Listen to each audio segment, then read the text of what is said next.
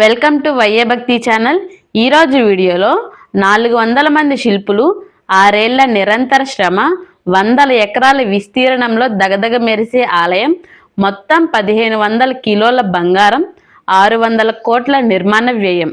తమిళనాడు శ్రీపురంలో కొలువైన శ్రీ లక్ష్మీ నారాయణి అమ్మవారి స్వర్ణ దేవాలయం గురించి ఈరోజు వీడియోలో తెలుసుకుందాం. సాధారణంగా స్వర్ణ దేవాలయం అనగా అమృత్సర్ గుర్తుకు వస్తుంది. అయితే అంతే ఖ్యాతి శ్రీపురానికి ఉంది.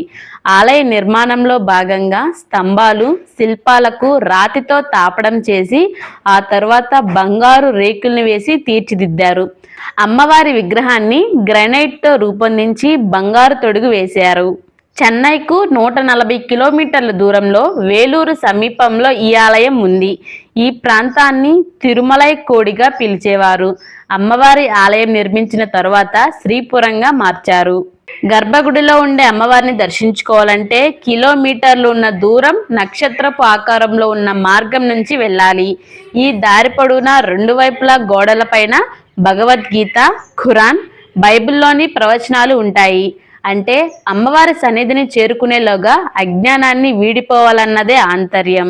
నక్షత్ర ఆకారంలో ఉన్న మార్గాన్ని దాటుకొని ఆలయ ప్రాంగణంలోకి ప్రవేశించగానే ప్రత్యేకంగా మండపం, ఫౌంటైన్లు చూపు తిప్పుకొనివ్వవు. మండపానికి కుడివైపు నుంచి లోపలికి వెళ్ళి శ్రీ మహాలక్ష్మి అమ్మవారిని దర్శించుకొని ఎడమవైపు నుంచి బయటకు వచ్చేలా ఏర్పాట్లు చేశారు. ఇక్కడ 7 ద్వారాలు కనిపిస్తాయి.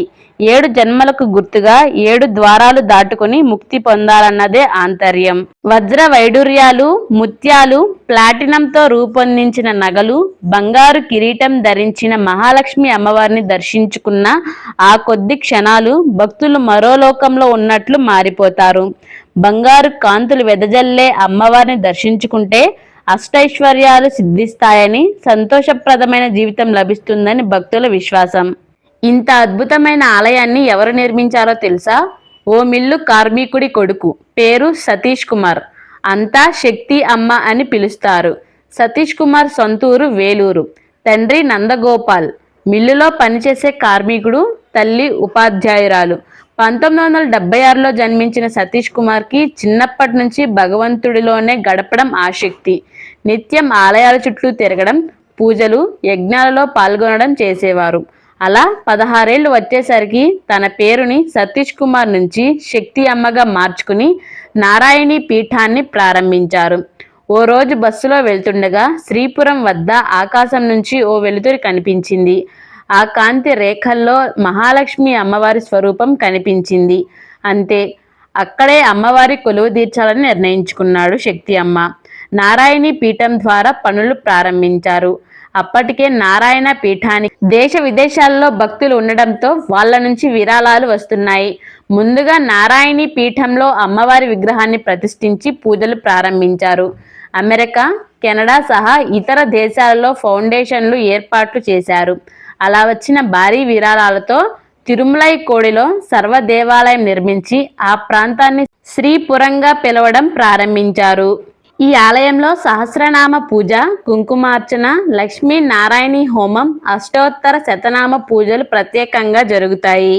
ఈ ఆలయంలో నవరాత్రి ఉత్సవాలు ఎంతో ఘనంగా జరుగుతాయి. అశ్వయుజ మాసంలో 9 రోజులు అమ్మవారిని వివిధ రూపాలలో ప్రత్యేక అలంకరణలు, హోమాలు జరుగుతాయి.